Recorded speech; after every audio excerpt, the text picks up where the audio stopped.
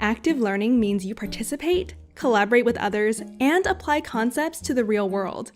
It requires hard mental effort, but leads to better retention and an understanding of the material that can be transferred to other situations. To understand why active learning works so well, it helps to know that when our brain decides what to remember, it asks itself two fundamental questions. Can I understand? And do I need to know? When you ask, "Can I understand?" your brain always puts the new information on the foundation of existing knowledge. If the foundation is missing, the brain has no idea what to do with it, and as a result, it throws it away. In other words, your brain needs to build foundational neuron connections for new information to attach to, which is both why active learning is more mental work, but also essential for learning. When we ask ourselves, "Do I need to know?" our brain separates between the material it finds worth to remember and the one it can forget. If it's unlikely that new information will ever be used again, the brain is smart enough to throw it away. If your brain finds that the information is needed again, say it could increase your social status, the brain will store it in long-term memory. To stay there and be easily recalled, you just have to periodically use or think of it. To understand how active learning is applied in classrooms, let's look at the teachings of Professor Carl Wieman, a Nobel Prize winning physicist and a leading proponent of the method. There are 4 steps to it. Step 1. Prior to class, the students read up on the fundamentals of a lesson so they get an idea of the terms and basic phenomena. In class, Professor Wieman starts with a brief introduction and then gives questions to solve. He will have students use clickers, a little device on which students can answer multiple choice questions. Alternatively, or for more complex problems, worksheets can be handed out. Step 2. Wieman projects a problem and asks all the students to select one of 3 possible answers using their clicker. This has 2 benefits. First, the teacher gets an idea of how many of his students already understand the topic. And second, the students are now focused on the question. They want to know if they are right. It is important, though, that the question is both challenging and interesting. All this takes less than 5 minutes. Step 3.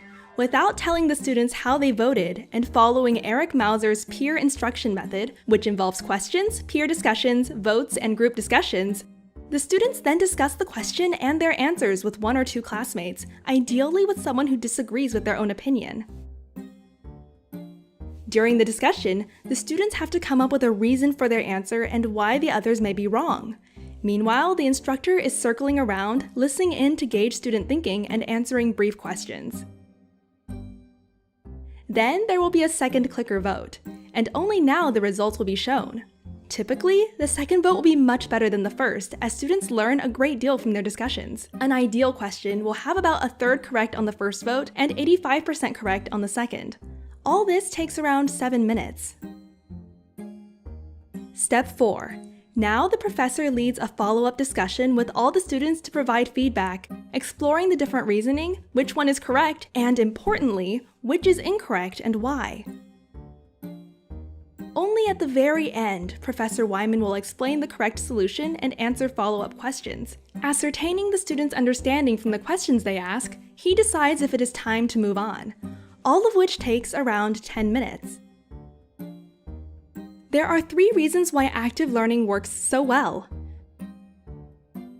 First, the students are actively working on interesting problems. And, as they all voted for an answer right at the beginning, they have a stake in the outcome. That means their brains decide that the information covered is important to be remembered, and are hence more receptive for learning. Second, by solving problems alone and in groups, they dive deeply into the material. Explaining to a peer engages novel mental processes. As a result, they construct new synaptic pathways inside their brains. Third, the explanation from the teacher comes only once the students already formed their own thoughts about the concept. At this point, the explanation makes more sense as the brain can connect the new information to all the thought it had just built. The correct answers have a solid foundation. A large body of research has shown big differences in the outcomes between passive and active learning. In one carefully executed experiment, physics instructors taught their course in 2 ways. Some classes were taught in a conventional style, and others using active learning. Even though the teachers were the same and the students were similar, on average, the active learners doubled their understanding when they were tested at the end of the course. Other experiments have shown that long-term retention is higher as well. Students that take conventional lecture that is followed by a test forget around 90% of the material within 6 months. In an active learning environment, students can retain more than 70% of what they have learned 2 years later.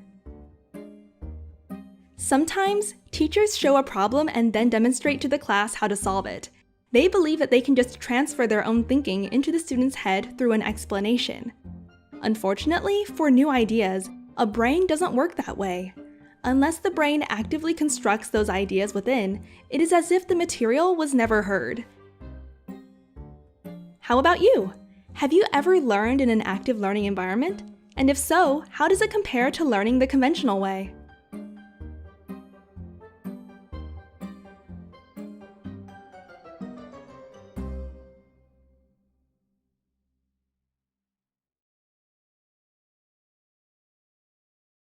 Sprouts videos are published under the Creative Commons license. That means our videos are free and anyone can download, edit, and play them for personal use. And public schools, governments, and nonprofit organizations can also use them for training, online courses, or designing new curriculums. To help us stay independent and support our work, you can join our patrons and contribute. Just visit patreon.com/sprouts. Even $1 can make a difference.